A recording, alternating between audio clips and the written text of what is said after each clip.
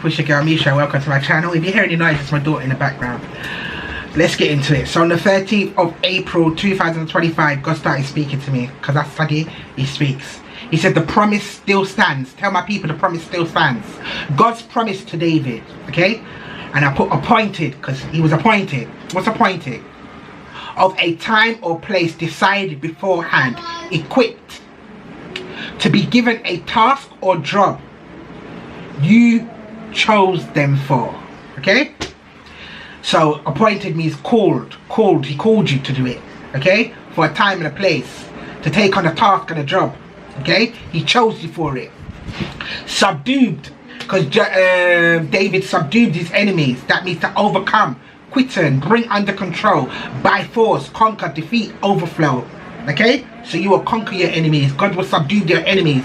Those who fight against you, God will deal with them. Okay? God promised to build a house for David, meaning a lasting dynasty. Is it dynasty? What's dynasty? A line of rulers. It's a bloodline. Okay? So a line of rulers, a succession of people from the same family who play a role in businesses, politics and other fields. Powerful group or family that maintains its position for a considerable time. A royal line that would rule forever. Okay? Dynasty, that's what that means. Okay? A predecessor, I put the word up. That means before you. Okay? So someone or something that came before another in the time or in series, particularly in a position or office. Okay? So that's talking about Saul. Saul came before David and he didn't do what he was supposed to do, so he was replaced with Saul. He was replaced with David.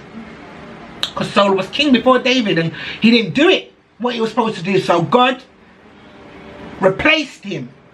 Okay? Someone who had your job before you. God is talking about Saul and David. Okay? And with me, someone was above me. Because I used to be married, didn't it? And my husband didn't do what he needed to do. So he's been flinged out like Saul. Now it's my turn to take the wheel. Okay?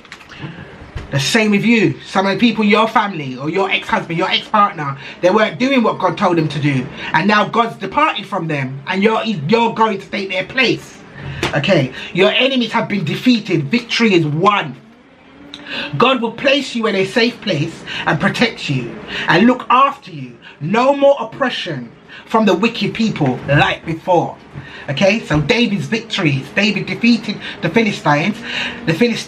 David defeated the Moabites. David defeated Hazadiah's king of Zobah. I'm going to put that up because I don't know. I'm never going to try and say it.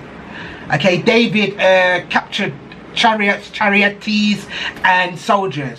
Okay, when King Hamath heard David defeated Hadaziah, I'll put the name up, who was his enemy, okay, he congratulated him on his victory and gave him gold and silver and bronze.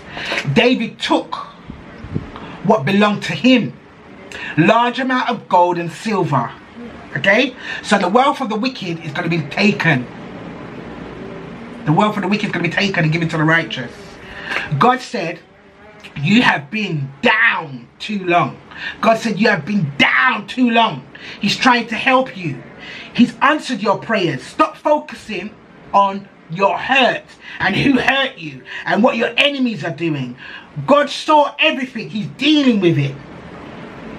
He's dealing with you before he deals with them. Because he dealt with Joseph first before he dealt with his brothers. Okay? And by the time your enemies know who you are, it's going to be too late for them to say sorry. Because in Psalms 23 it says, I will prepare a table before you in the presence of my enemies. Okay? By the time Joseph's brothers found out who he was and the gifts, they found out that the dream came to pass. They did bow to him and they watched Joseph eat at his table. Okay? By then, they're going to be in shame, disgrace, guilty, worried, bound, shocked, worthless, chained and tormented, just like how Saul was. Let go of what you know and let God do what you don't know. Okay? And you're going to get to the promised land because he's going to drive them out. He's going to send hornets. He's going to send an angel to go before you to bring you into the land. When you get into the land, he's going to drive them out. The Canaanites, the Ammonites, all of them, he's going to drive them out. That's why your promised land not going to be like Egypt. In Deuteronomy 11, he said it's not going to be like the land in Egypt. It's going to be a land flowing with milk and honey. God's going to be there from the beginning of the year to the end of the year, and you will grow fruit. You will reap. You're going to have many blessings, many access, many prosperity. It's going to restore you. You're going to have money coming from left, right, many avenues, and you're going to be blessed, and no one can stop it because you're called for this. You're walking in your purpose. So, thank you, Jesus. That's the end of that word. Thanks for listening. And I'm not good with names, but when I edit it, I'll put the names up. Okay, bye.